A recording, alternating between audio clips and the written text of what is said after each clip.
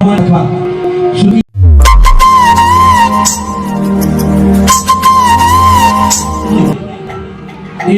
নিত্যদিনের কথা বিনিময় হবে, কিছুক্ষণ পরে প্যান্ট পরে প্রশান্তি বাড়ি চলে যাব।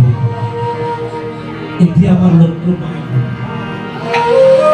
আমি কীর্তনীয় হিসেবেও এখানে এসেছি কেবল কীর্তন করে টাকাগুলো নিয়ে বাড়ি চলে যাব তা নয়।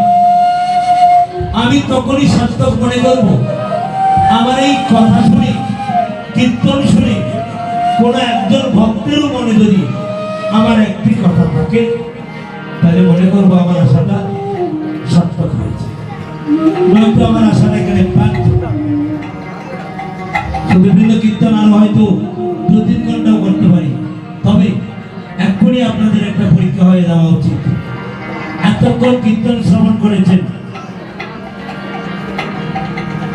প্রথমে যার কথা বলেছিলাম, যার চরণে আশ্রয় না নিলে মানব জীবন ধন্য হবে না, তিনি কে?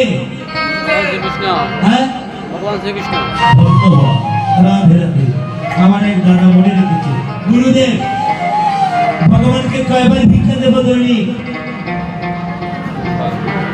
কয়বার দিব ভিক্ষা? 3বার।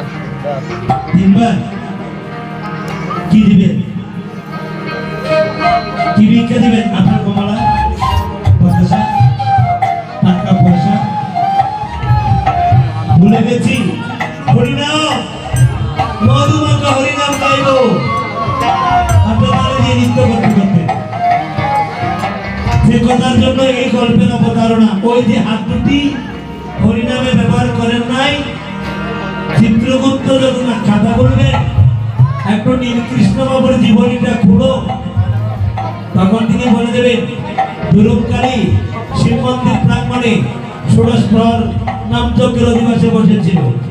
আমার হরিনাম করার সময় তার হাত দুটি ব্যবহার করেনি, হাতেই বলে দেবে, কাউকে যেতে হবে না। মানে দয়ানন্দ পুরী মহারাষ্ট্রও যাবেন না, বা সম্পদাও যাবেন না, আমার জন্য সাক্ষী দেবে, হাত দুটি বলবে। সেজন্য বলছি হাত দুটো দিয়ে গোবিন্দের কাজে লাগান। হরে কৃষ্ণ হরে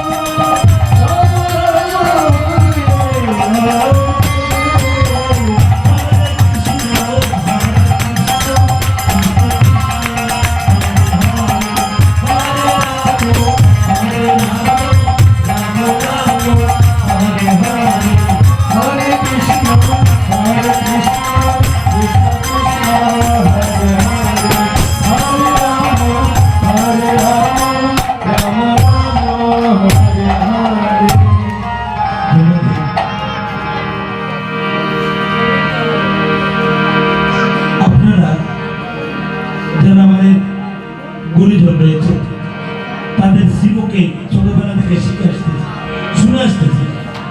এক হস্তে 2 কর্ম করিতে আছে নাকি নাই? এক হাত দিয়ে 2টি কাজ করা যায়, আর কারো বাকি করা। ও দাদা, একটা হাত দিয়ে 2 কাজ করা যায় একসাথে? 2টা নৌকায় একসাথে চড়া যায়? কয় নৌকায় চড়া যায়? এক নৌকায়। তাই তো বর্তমান আমাদের এই ধর্মীয় কাজেও এমন একটা রীতিনীতি শুরু হয়ে গেছে।